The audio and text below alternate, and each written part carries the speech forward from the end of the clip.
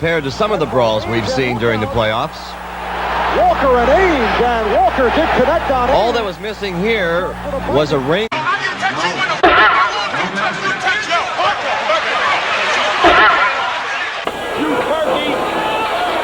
see how you can go to Barcelona.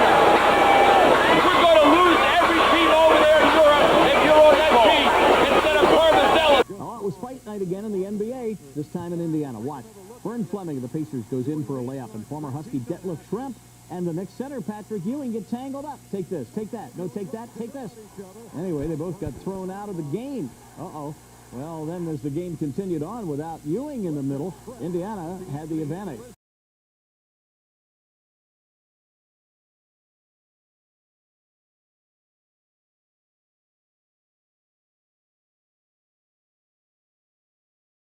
In that first half.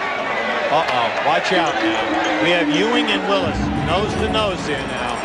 See, and this we do not need. Both of these guys need to stay in the game. Now Patrick Ewing has 3 personal fouls, as they call them on. This could be a opposition low for the game. It's a 24-second violent Anthony Mason in a shoving match, and that leads to Joe Crawford with the double technical. Fourth quarter, and the frustration scuffle breaks out between Otis Thorpe and Anthony Mason. A couple of technicals result from that little skirmish. The Elos first. You know, Charles Smith is playing. Now, there's the squeeze. He fakes back out. They went back on their man. He found the little window, got up, and got it in. Tough shot. Man, feels good about it. And talking to Charles.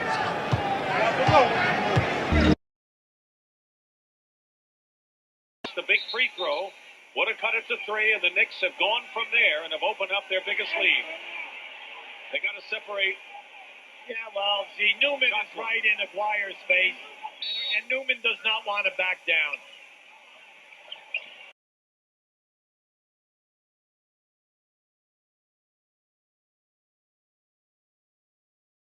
And Dennis Rodman returning to the Detroit bench.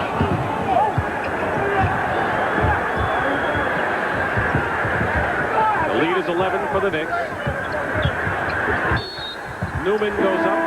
Easy there. It's getting closer now. That time, that was a foul.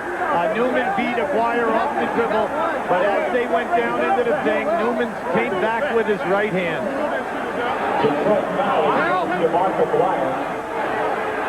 That's his second in the team's system. Joe Dumars is checked into the Detroit lineup. Now watch as he gets fouled. Now, there, it's over. Now watch. You see the backhand right there. See, that's what started it. Newman reaching back with his right hand.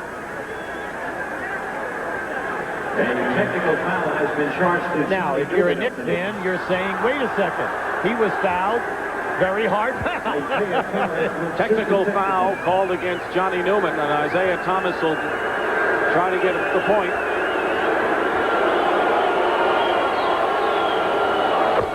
And it's a 10-point game now, 94-84.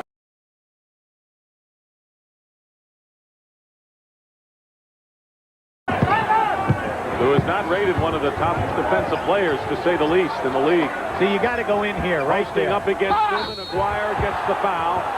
Went right at him. Mark Aguirre, in his career, is a 24-point-per-game scorer. Here with Detroit, he averages 14. When he's in there, he's as good as any post-up guy we have in this league.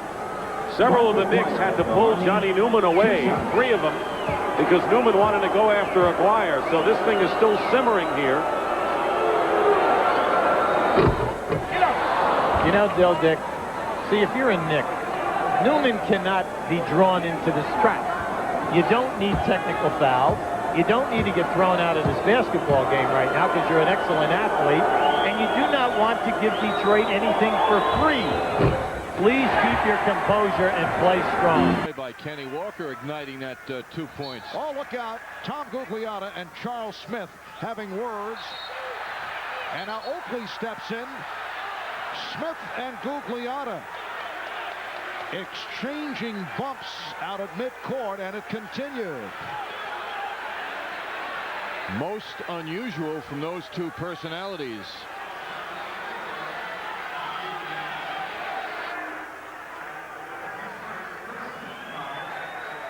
Quick to get onto the court. And then Charles Oakley could be hit for third man in if this were the National Hockey League, as he stepped between and made contact with Kenny Walker. Here's how this got underway. Well, some words preceded that push by Charles Smith. They actually bumped out at midcourt, and it led to that. But neither player would be described as fighters and troublemakers, so to speak. And it's so unusual to see Gugliotta and Charles so hot right away. And apparently a technical was called on Smith, and that is it. And you saw the technical foul shot converted. So much pressure off. Ewing with 11 points. Now the matchup is Mason against Coleman. Air ball thrown up by Coleman. Good save by Mahorn. And there will be New Jersey in possession with 5 on the shot clock. Butch Beard reminding his club only 5 seconds on the 20. He plays a lot of guys in a lot of positions. And we saw in the game against Seattle with the final seconds, he was on Ricky Pierce and helped win the ball game for the Nets. Coleman, foul will go against Charles Smith. They got a legal D on Anthony. It'll be attacked, and Charles Smith will inbound. Technical foul called on the Nets. It's on Coleman. By the way, if you haven't heard yet, Sports Channel's second channel is now News Sport, a brand new 24-hour sports news network delivering scores, highlights, and updates throughout the day. Plus, you'll see Nets action, Isles, Devils on News Sport when there's another game on. With the pull-up. Yes, and a count. A little shoving going on. Shrimp and Oakley. Detlef Schrempf, Charles Oakley at close quarters. Take another look at it as Mason hits the shot. Lower right. Oakley pushing Schrempf, who responds verbally and physically. Joe Forte trying to settle things down.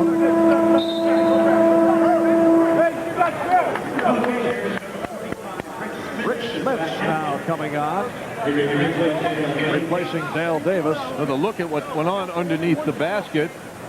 Oakley with a push. Schrempf responding in kind. Both players thankfully more vocal than physical on that sequence. Can of defense. Sealy. Met by Ewing. Nice feed, but Dreiling was clobbered by Oakley. Beautiful pass from Sealy. Will they call that a flagrant? Charles Oakley with a crunching foul on the 7'1" Greg Dreiling. Yes, it is a flagrant. Well, look at Charles coming in and putting quite a hit on Greg Dreiling. When people get free around the basket now, as Charles draws his 5th, Charles tends to lay some heavy metal on them. I mean, he really socks people, and he's had several flagrants called on him in those situations. Greg Dreiling. Quite an extended period for John Starks at the point guard position. And now Charles Oakley looking for a flagrant foul to be called on Indiana that he was hit with one earlier. But it will not be a flagrant. Reggie Miller is called for that foul, and it will be a customary 2-shot affair for Starks flashing down low. Oh, was he walloped by LaSalle Thompson, who just checked in, and Oakley goes at Thompson. And that's a flagrant foul.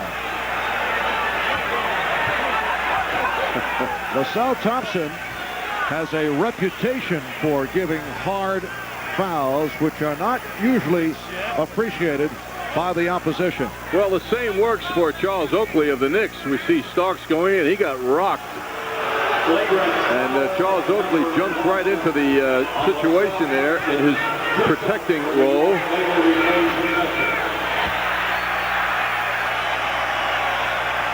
Yes, Charles did dish one out last night. Starks hitting 1 out of 2 on the flagrant foul, and it will be Knicks possession. 25-22, Indiana with the lead. Let's point out, too, Marv, that the way John Starks drives to the basket, that kind of play can happen. He attacks the basket with abandon without regard to the defense. He's willing to take the hit. Smith able to stay with him. Smith moves his feet well on defense. Whoa. And Darryl Garrison calling the foul on Oakley. And you can see Reggie Miller shaken up. Did he call a foul, Marv? No, apparently did not call a foul. At first, I thought he indicated it. Oakley was just being Oakley. Yeah, he was standing there. Apparently the call was last touched by the Knicks. And it will be Indiana ball 3 on the shot clock. Reggie Miller shaken up, but now apparently okay. Knows out how the team is going to react, and Pat Riley's got to be delighted with what he's seeing with Ewing on the bench. Here's Starks. And a loose ball foul is called. Oh, Mason shoving the ball into the chest of Thompson. Herb Williams called for the foul. There is no great love between several Knicks and LaSalle Thompson. Remember the incident last year? LaSalle Thompson got involved with 3 and 9. Ran into some recent difficulties on the road trip. Oh, look out. LaSalle Thompson waving the ball, smashing with Xavier McDaniel, and the foul is called. That's no act, Marv. The blood coming out of Xavier's eye area looks serious.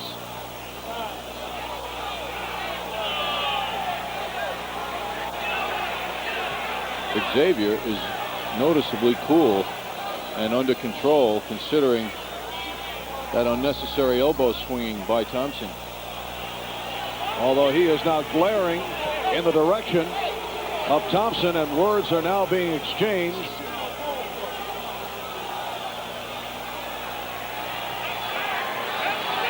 See, if Thompson was wise, Marv, he'd go over and apologize to the guy. And he's not being belligerent, but he's not doing anything. I mean, when you open a guy's face up like that and blood's pouring out, it's wise to go over and say you're sorry. I mean, that's terrible. Head trainer Mike Saunders will accompany Xavier McDaniel back to the dressing room, and well, with all the discussion concerning Magic Johnson and all the questions concerning the possibility of a player bleeding, here is a prime example. And the NBA has some new rules implemented concerning players who might be bleeding. This trainer's wearing surgical gloves, I believe. And as I mentioned, LaSalle, like Charles Oakley, has had his share of hard hits during his NBA career. The Knicks now come into every NBA arena known as tough guys, intimidators, and there are those on other teams who feel the same way about themselves, so they respond in kind. Dale Davis throwing a brick on that first attempt.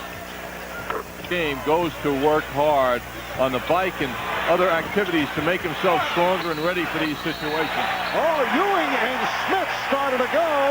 Davis looks to get involved. Shrimp also very angry. Patrick Ewing and Rick Smits. And Rick Smits is one who usually does not get involved. In fact, that has been the criticism, that he's been the classic guy. Classic guy. And let's see how they handle it. Crowd here wants Ewing to be ejected, of course. It looks like, yes, a double technical.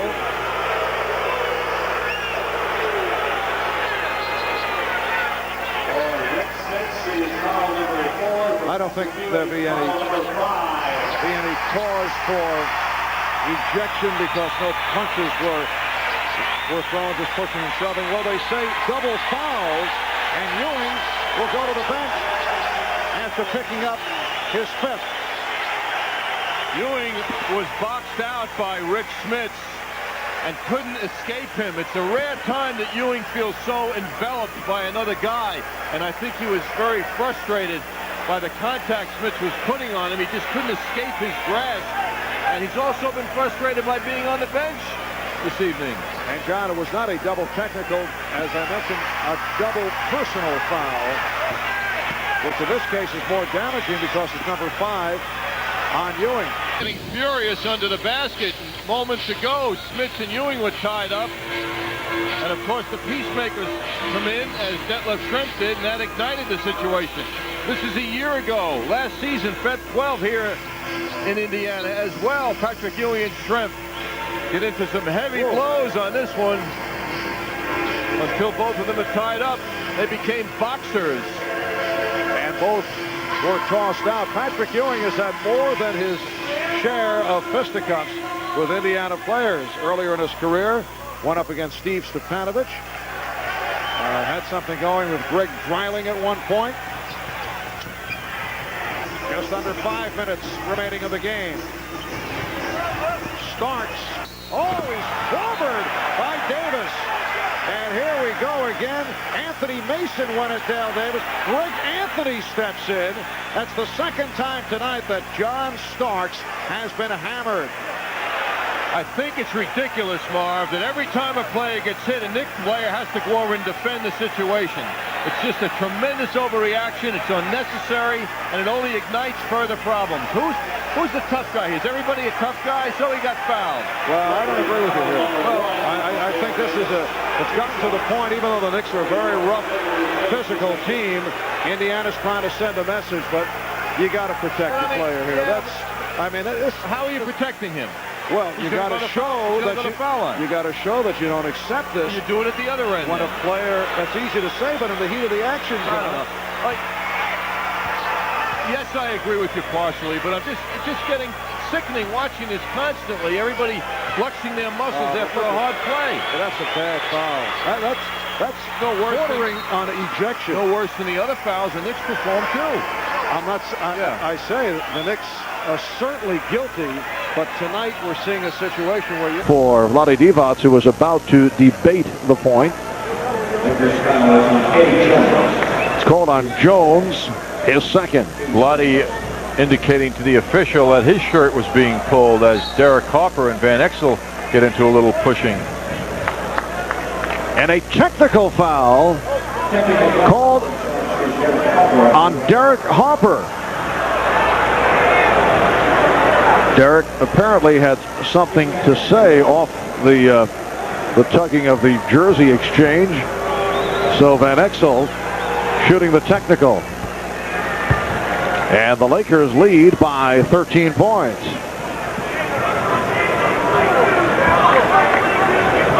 Lakers with a 7-0 run.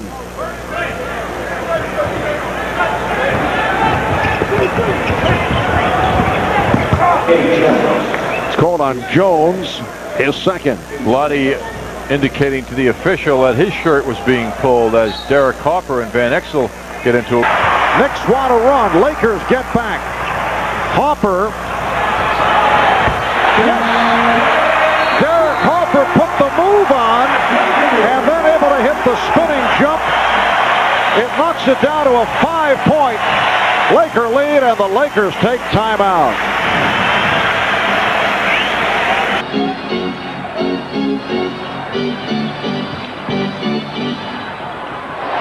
Mark Jackson got Paxson on his back and spins into the lane. They exchange some words. Lob down to Corzine, who'll get the layup. Corzine with 14 points. Not much defense on that transition from Jackson. He was talking to Paxson. Well, he overreacted. Spins himself into trouble by driving down on the baseline, but it goes off Chicago. You're going to see what happens. He'll throw it. Paxson falls down. Now, when Jackson gets up after this basket starts to run down, when Paxson gets up, he's going to bump into him with the bottom. He was just getting up, and see, Jackson just overreacted. Paxson was just getting up off the court and bumped into him. So, and then Lambeer had something to say to the officials about Thomas taking the shot. He was hit with the technical. Offensive foul on John Starks, who just checked in. And the Piston players now upset with Starks, and things maybe getting out of hand at both ends, although Darryl Garrison, who is the NBA supervisor of officials, is trying to calm things down. A timeout. We'll be right back. A very chippy start to this ball game. Anthony Mason in the midst of it all. He's a very strong physical player who has had a number of incidents during the course of the season. We asked Anthony, is there any player who has intimidated him? Replacing Ewing. That's time left in the third. Detroit with the ball. They're down by 6 points. John Starks, who just checked in, playing Joe Dumars, and a hold on Starks. He and Dumars have words. Joe Dumars rarely gets in fouls, so you know something set him off. John has been known to, as they say, talk trash. In fact, at times Pat Riley has tried to calm him down, but there you can see why Starks was upset, because he took a pretty good shot from Dumars. Dumars, however, does not waste energy putting on a show of macho behavior.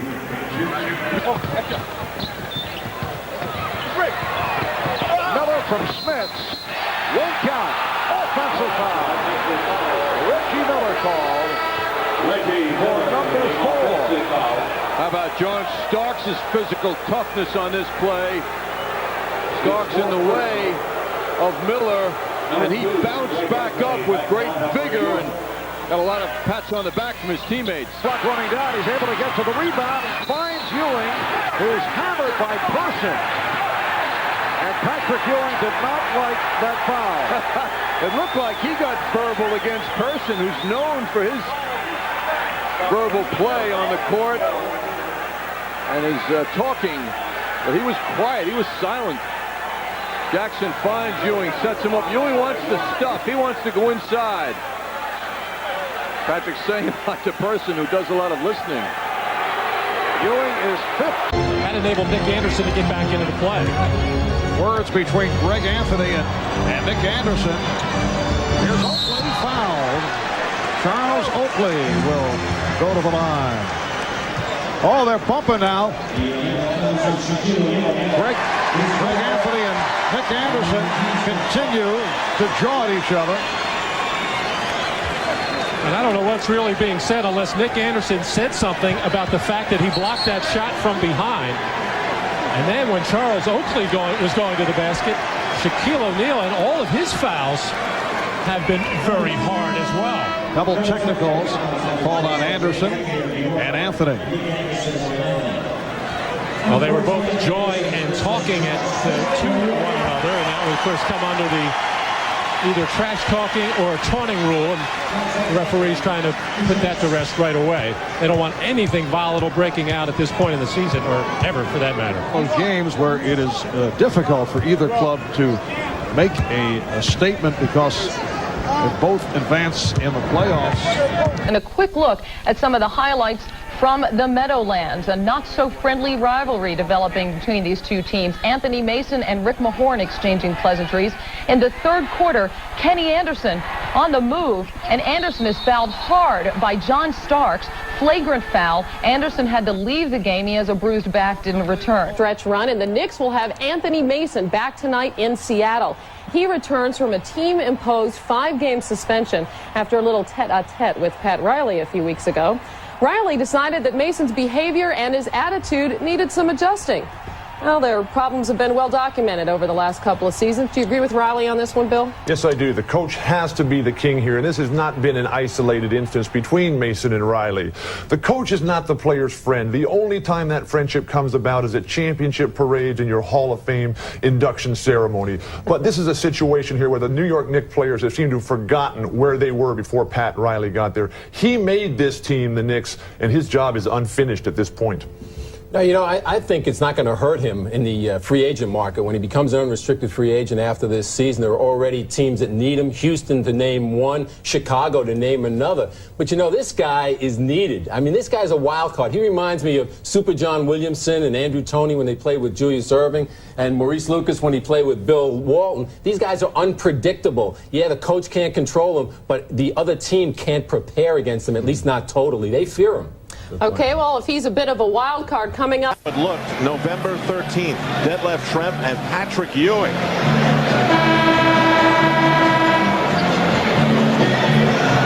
Both players ejected and fined. Bob Hill with the hammer locked on Schrempf. And the fans reacted accordingly when Schrempf was brought into the game off the bench by Bob Hill.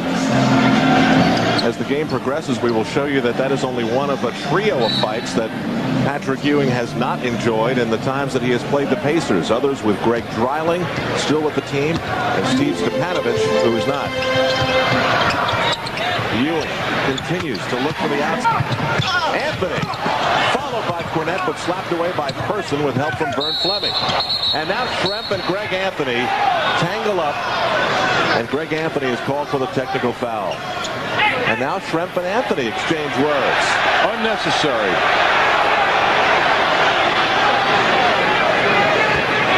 Why compound the problem?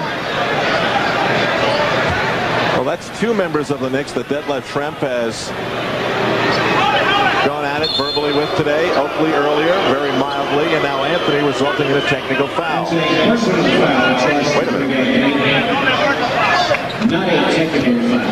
Now they're saying it's a personal foul. It was definitely signaled a technical. And Anthony going up for the shot, then he pulls Schrempf to the floor. Anthony was going down. It didn't appear that by grabbing Schrempf that would help him in any manner. That's kind of an annoying foul for Anthony to commit to the defensive player. This was the scene back in 1989 when Greg Dreiling and Patrick Ewing went at it. This is one of three major altercations that Ewing has had when the Knicks have taken on the Indiana Pacers. And this one almost included Charles Oakley. Now back to 1985 preseason basketball. Steve Stepanovich hugs Patrick Ewing to the floor. Not a love hug either. No. Away for Mason. Off the air ball. Kept alive by Wilkins. Here's Oakley, and he's fouled. And Oakley had the elbow flying into Hammonds. Well, see that? These players don't realize that's how Charles takes layups. Yes. He goes for the body of the defender, and then he thinks about the basket. And, of course, if you're the victim, there's no logic to that at all. And in very diplomatic fashion, Bullet players discussing that wild elbow with Charles. You can see that Harvey Grant was upset, Tom Hammonds.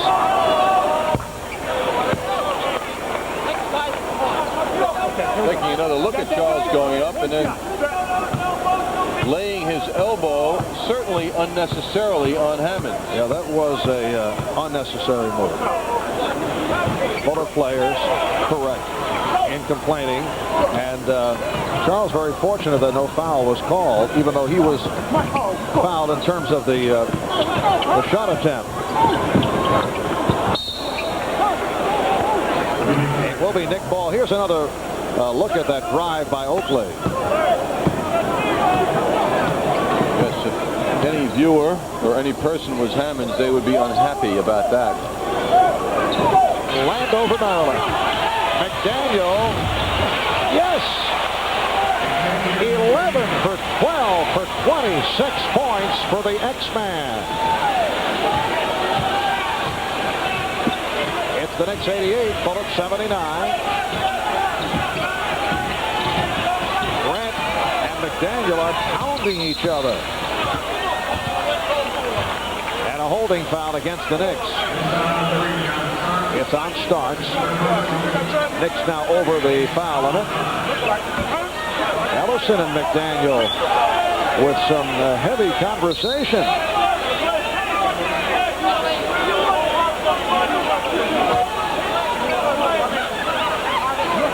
Alfred Smith having a tough night tonight. Getting in close. Starks denies him. And he gets a bump. More than a bump, actually, from Xavier. Landed on his wrist earlier. 0 for 9. It's on Starks. Knicks now over the foul limit. Impressive move by Benjamin. And there is cameraman Bill Tynan. And John, we're told that he had to rush home because he was called by his wife Nancy. And Nancy said, Bill, you better go because I'm having a baby. And there goes Bill.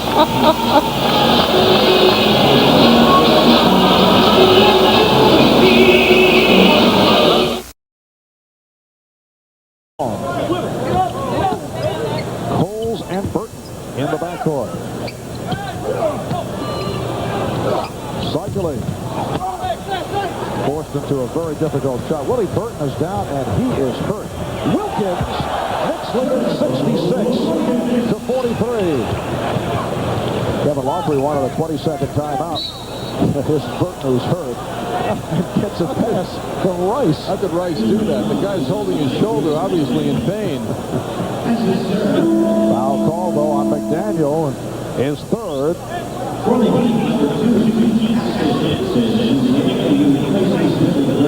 Burton driven to the floor by McDaniel, as you can see. Oh, what a push by Xavier McDaniel, and he got away with it.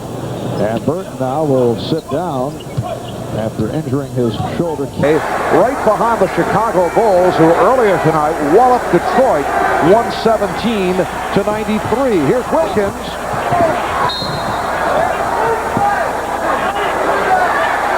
And it will be Nick Ball. One of the Warriors shaken up on that play. Competing with Patrick Ewing for the ball. Mario Ellie hurting. Oh, Tyrone Hill, Marv. I misread that. And he is hurt. On that rushed jump shot, Patrick Ewing hustling with Golden State Warrior players for the ball. Hill losing his balance and hurting himself going down. Hill with the good position. And it looked like a Ewing elbow knocked him down for a count. Tyrone Hill goes 6'9", 200. Find them real rugged and strong. You know, they love that slow down game. Of course, they can do that with Big Pat in the middle. I mean, you'd be crazy not to slow it down with Big Pat in the middle and try to get that guy the ball. And you have Anthony Mason and Oakley just pushing guys, and they're real rugged and real tough. And I love their game. I love the way they play. The Bucks reset the offense.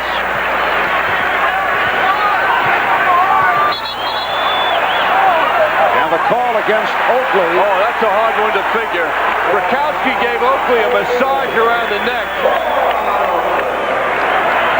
You rarely see Oakley object like this. Rakowski, look at this. Trying to get around Oakley, puts his hand around his neck. Rakowski's a rough guy, and he got it his way. Both teams over. He's been the symbol of any Knick failures. The result of several factors. As look out. Myers getting involved. Davis and also trying to get to it. Scottie Pippen being ushered aside by the official, Bill Spooner. You know, when Pete Myers was a member of the New York Knicks, and I don't think many people are aware of it, he and Patrick Ewing did not get along well. One of the reasons that led to the departure of Myers, who was very effective during the days of Rick Pitino's pressing defense. Hubert Davis called. Five, followed by Mason. He's rejected. Vandeweghe follows. He lost it off his fingertips, and they'll call a foul. It will be a loose ball foul on the Knicks. What a sequence. Anthony Mason called. I'm interested in Mason and Wayne Beer. Oh, that has potential. Yeah, well, Mason is a very quiet guy. Just gives out is Mason. Driving the baseline and drawing the foul. No basket. Mason getting a little pushy there. First time with Rodman. But he wisely walks away.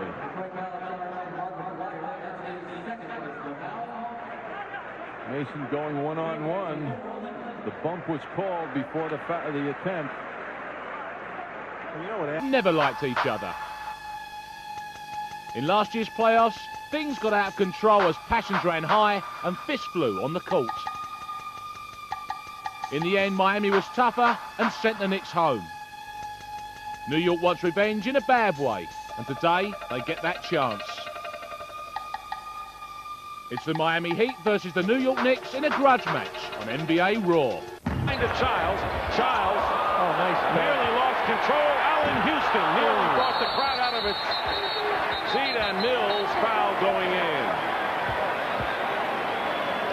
Here. Now we all know that the impulse of guys at this Marley off the screen. Mourning getting the offensive rebound, and he is fouled by Cummings. A two-shot foul. Cummings with a hard foul on Alonzo Mourning. You can't argue with that one. This is out of Pat Riley's playbook. Now here it is right now. Now just watch as Mourning goes to step for the two-power dunk. All right, they come right across the arms. Hey, that's playoff basketball right there. When people act like this. Big coach Jeff Van Gundy saw his team lose a controversial game on Sunday against their bitter rivals from Miami. And you can see that match on tomorrow's 24/7.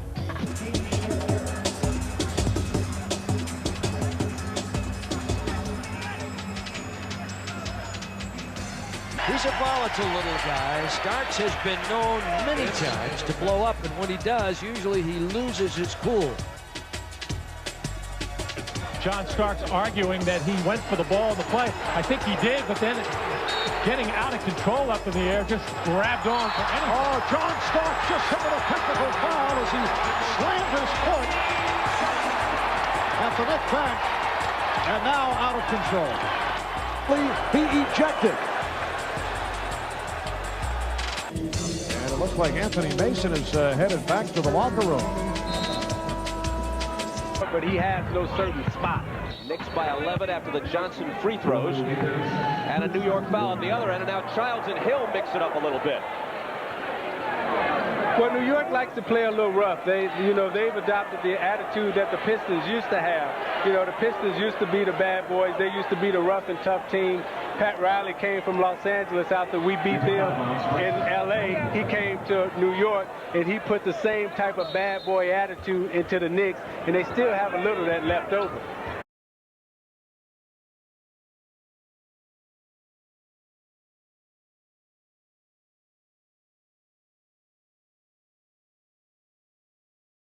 Sealy on Childs. Houston screening for him. Now Sealy takes Allen on a switch. 10 on the 24. Houston baseline. Throws up a lunging shot and is fouled by Sealy, who's pretty close.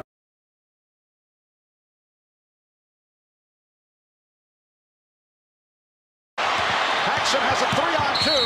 Pitched out to Pippen. Look out. Nick Pivetta with the foul called against the Knicks.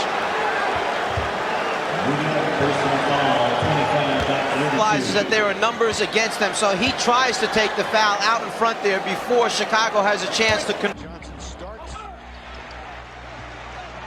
and Oakley gets into it with Sabalos, but away from the official site. Here's Starks, Johnson, and O'Neal. Jump ball call. Oh wow! Wow! Joe Crawford called a jump ball. He swallowed him and spit him back out. Oh, take a look at this one. Larry Johnson goes into Shaq to get the foul, and that's why they didn't give it to him, because he wasn't looking to score. He was just looking to get fouled, and he did. But he didn't get it because of that. Larry Johnson picks up the technical. He's having a forgettable third quarter. Yeah, he is.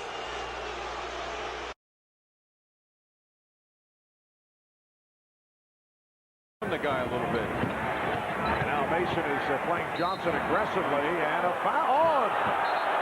Pushing and shoving between the two. Mason doesn't like the fact that Larry Johnson's been doing as well as he's been doing, and he's going into phase 2 of his style of play. Stockton slowed down to draw the foul. He did not like that hard foul by Charlie Ward. Ward got a hand in his... And a bit too physical. Oh, in Houston, and Morris having words. And how rare it is to see Allen Houston get involved. But missing in the first matchup was another player the Knicks would make Boyle. You don't want no part. You don't want none of this. All right? You don't want none of this. You don't want none of this. Forget about the game. We forget about the game. I don't know if I'd make Glenn Rice mad. I don't think I would either. That young fella may not do that again. He may not provoke me like that again. The Knicks should hope not. In Rice's rage, he became the only player other than Jordan to top 30 twice against New York this season. And the Hornets are the only Eastern team to win the season series and only team in the NBA to beat the Knicks 3 times. Many think the Knicks dug their own hole by way of the LJ trade, although some don't want to discuss it. I can't hear y'all because I got my headphones on, but I'm pretty sure y'all can hear me. Leave me the alone. Now hear this. From three-point range. And now words between Ewing, who's pointing at John Williams. Coulter looked to break it up. It's been coming, Marv. Saw that several minutes ago. Ewing on a loose ball foul.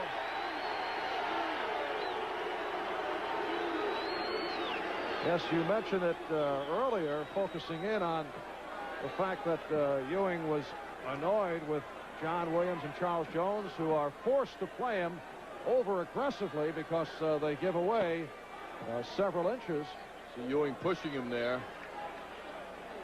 Just a reminder that he has felt his body on him enough and doesn't want to feel it quite that way anymore. From Williams' perspective, though, he's got to play overly aggressive to deal with Patrick Ewing.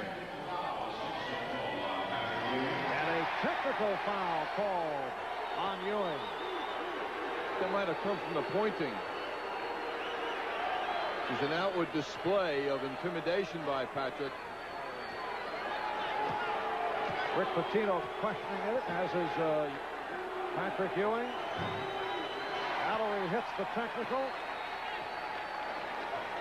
And the Bullets lead by 4, 113-109. With it backs it out. Van Horn will try again. Finds an opening. Couldn't get the running one-hander to go. Mills the rebound. Quickly. Jason Williams might be in some pain as well. He took a shot from Larry Johnson away from the ball. Watch, if you have to watch for another second. Here they go down the floor, and you see a little belt, and look at Jason comes back at him. Fined by the NBA. No suspensions here on the Knicks side, but P.J. Brown was also suspended and fined as a result of this. The hard foul by Mourning. The NBA let Mourning off the hook, and the Knicks management was not happy about that. Jeff Van Gundy, in fact, outspokenly critical. But the ex-Net P.J. Brown had not yet checked into the game, comes onto the floor in a peacemaker's role, and he was suspended a game. He served that last. Hesitation step. Johnson. Fans. Oh, Mahorn. Shoot. He's mugging Ewing. I mean, it's just the guy gets away with so much as it is. There's an acceptance level for how Mahorn plays, but on that play, fortunately for Ewing, there is a third official to see that action down low. You see Mahorn pulling on Ewing's arm. Ewing was incredulous at that. Now Mahorn leans in on Ewing some more. And they lean, and Ewing pushes and goes all the way to the basket.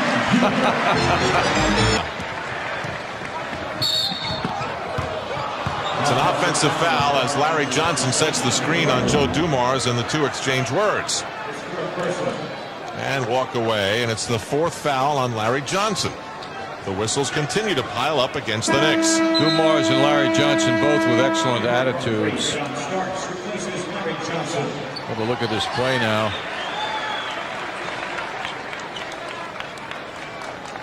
They're verbalizing their differences, but they end up patting each other on the back. Minor for Geiger. Oh, my goodness. That's a flagrant foul as Anthony Bonner hog-tied Geiger and roped him down. They're ejecting Bonner. Well, the temperature is rising in Miami. This could really fire up Miami, but the Knicks have always thrived in this particular role. Let's take a look at it. Geiger deflects this pass. Khalid Reeves with the pass ahead to Geiger, and Bonner on the takedown from behind. So Bonner is ejected. Geiger. And enjoy our telecast there, we hope. Strip. Mullen again. Here's Price. Mullen rejected by Johnson and fouled. A hard foul. Crowd does not appreciate it. But Larry Johnson was going for the ball. Rick Adelman not happy. Looking for the flagrant, and he gets the call.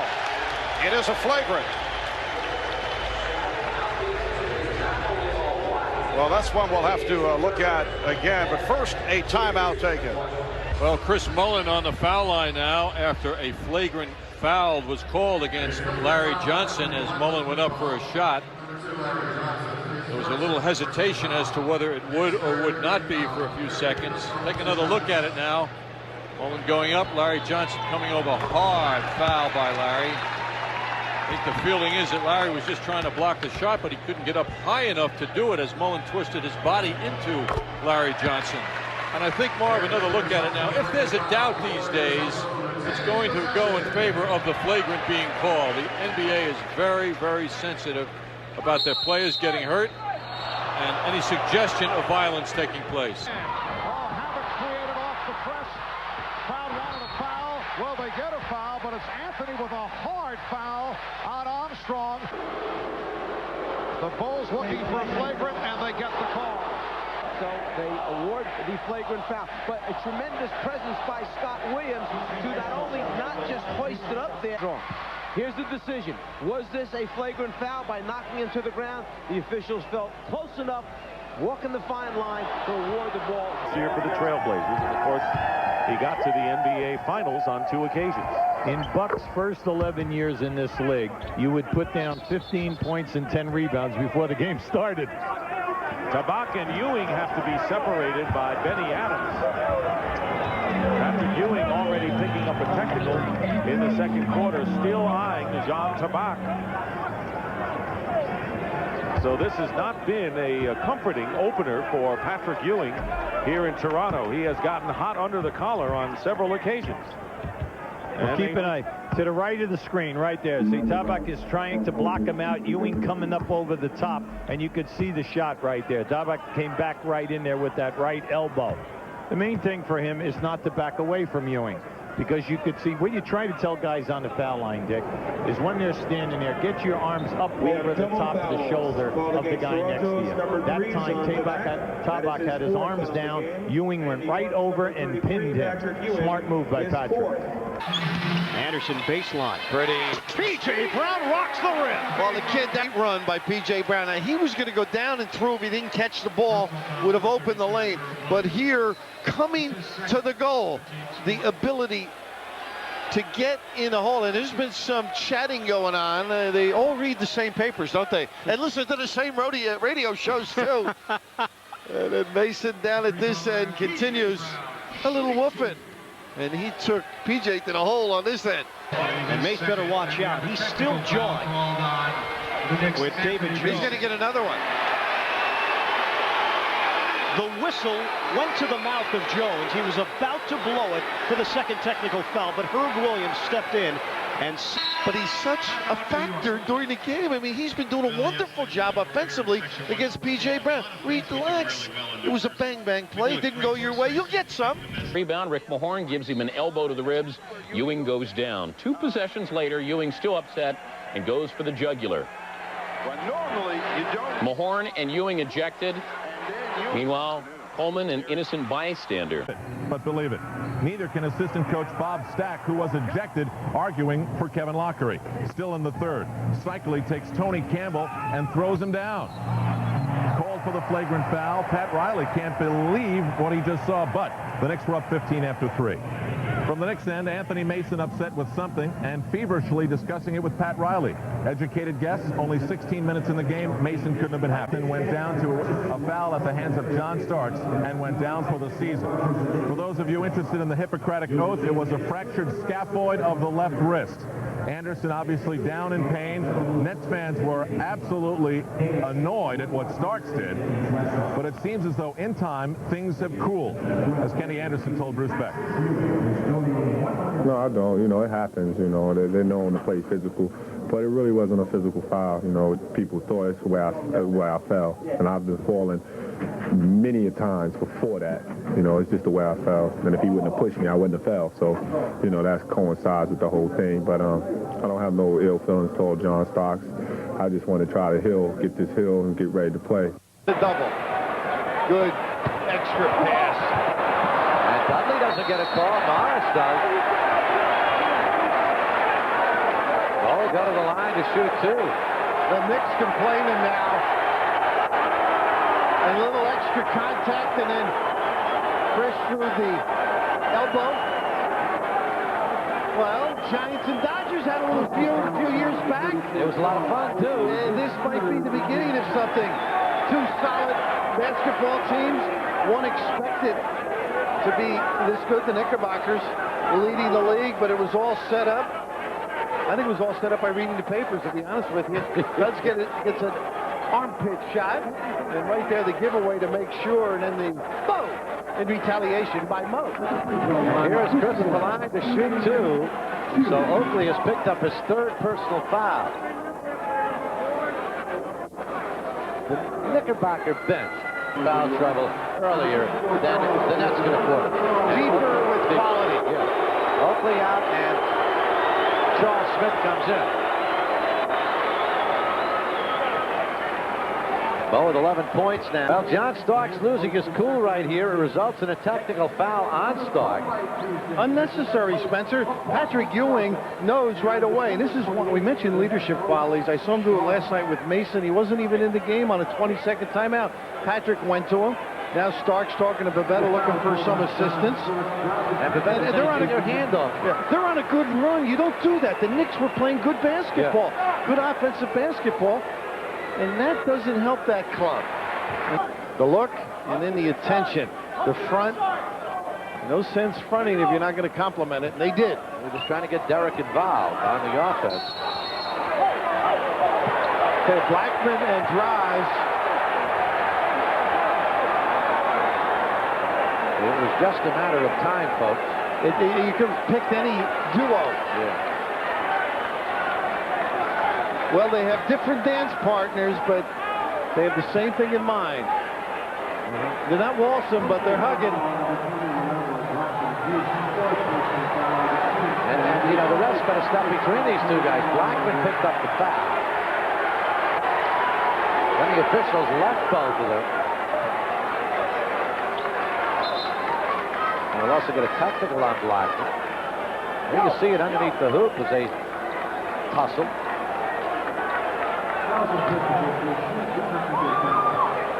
A war of words between nations.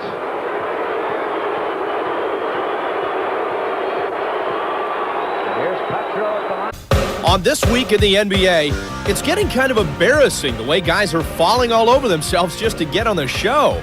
But we'll deal with it. We'll have the fallout from that fracas. It's going to be quite a party. All fights Friday night right in front of Big Daddy, David Stern. Let's take a look at that. The Knicks' Derek Harper and Bulls' JoJo English jawed each other and then come to blows. That started a free-for-all that spilled off the court and into the stands right in front of the obviously concerned NBA commissioner. Harper was suspended for 2 games and fined $15,000. English got 1 game and $10,000, while 15 other players were fined $2,500 each for leaving the bench. And the loss of Harper, I think, Mike, could really hurt the Knicks for 2 games, couldn't it? It certainly could. You look at a Bulls team that won that game and now have a chance to win a second game in Chicago Stadium, and that could really turn the series to favoring the Bulls rather than the Knicks. Well, the rest of the game... They're also rough and tumble, more like football. And don't tell me Mace couldn't play pulling guard for the Jets in a pinch, because he could. You might even see a fumble or two out on the court. Avent looking in tight traffic, and Frank Murkowski just throws Doc Rivers to the ground. Well, they were both grabbing for the ball, and Murkowski at 6'10" has all kinds of strength and leverage. And Doc Rivers just went along for the ride. What a show of power for Murkowski. Yes, arm strength, that left arm. Well, Doc Rivers will sit now after the foul called on Burkowski. Anthony Mason off the bench with Greg Anthony.